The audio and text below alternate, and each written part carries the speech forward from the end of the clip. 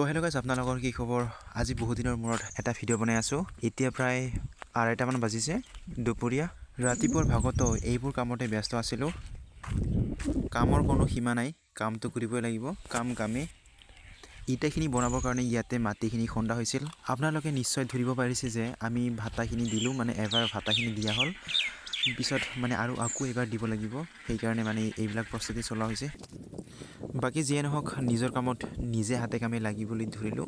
যিহেতু ইটাবোৰ নিজৰ ঘৰৰ কাৰণেহে বনোৱা হৈছে, এনেকুৱা সৰু সুৰা কাম আনক দিবলৈ আমাৰ ইমানখিনি সাহস নাই।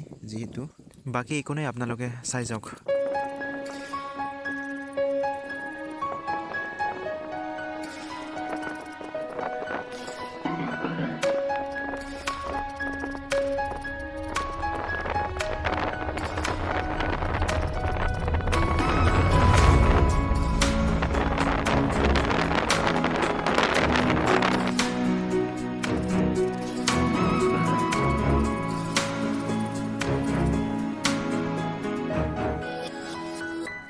বহু সময়ৰ অন্তত আমাৰ আজিৰ কামখিনি আজি ইয়াতে শেষ। আপোনালোকে ভাবি আছে যে ইটাখিনি কিয় এনেকুৱা কৰি আছে।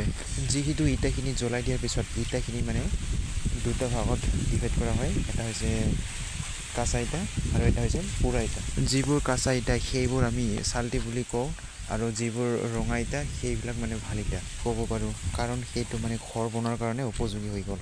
বাকী একো নাই, সময়খিনি কোন সময়ত গুচি গ'ল গমেই নাপালোঁ। তাৰপিছতে গা ধোৱাৰ কাৰণে চাইকেল লৈ ওলালোঁ। মোৰ কিন্তু ইমান চাইকেল চলোৱা নহয়, এনেকৈয়ে লাহে লাহে গৈ থাকিলোঁ। আমাৰ এই গাঁওখিনিতে মানুহবিলাকে পিকনিক খাবলৈ আহে, আৰু মই আজি ইয়াতে গা ধুবলৈ আহিলোঁ। বাকী একো নাই, আপোনালোকে চাই যাওক।